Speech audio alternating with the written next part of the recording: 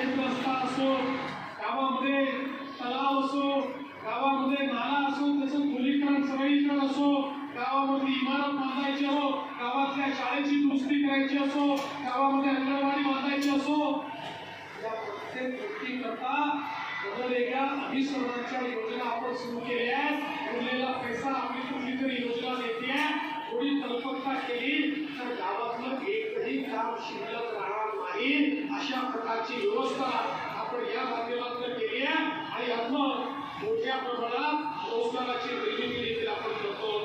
यासोबत संस्थांचं बळकटीकरण आपण करणार आहोत. ग्रामसभा, महिला सभा, युवक गटांना या ठिकाणी बळ देणार आहोत. आपल्याला माहिती आहे ज्या योजनेच्या अंतर्गत ही केवळ सेवा संस्था नाही तर वेगवेगळ्या प्रकारचं उद्योग करणारी संस्था देखील आता त्या ठिकाणी तयार होणार आहे. गावातल्या सेवा संस्थेला 17 प्रकारचे उद्योग आता आपण त्या ठिकाणी देणार आहोत. धान्य भंडारापासून पेट्रोल पंपापर्यंत वेगवेगळ्या प्रकारचे उद्योग देखील या प्राथमिक संस्थेला करता येणार आहेत, ज्याच्या माध्यमातून संस्था ही आपण बळकट करणार आहोत आणि सहकाराला देखील एक मोठ्या प्रमाणात बळकटी या माध्यमातून आपण देणार आहोत. यासोबत उपजीविका आणि सामाजिक न्याय हा एक आपला 6वा स्तंभ आहे.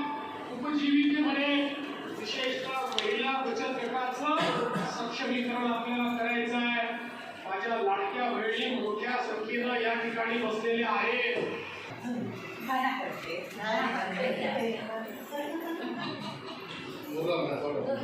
अधिक सक्षम करायचं आहे म्हणून आता आपण गावोगावी त्या ठिकाणी जिल्ह्यामध्ये लाडक्या बहिणींची पतसंस्था सुरू करतो.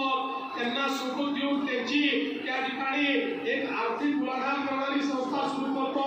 त्या माध्यमातून आमच्या महिलांच्या हाताला रोजगार देतो. आमच्या प्रवीण भाऊ दरेकर एक नवीन योजना आणली आणि जिल्हा बँकेच्या वतीनं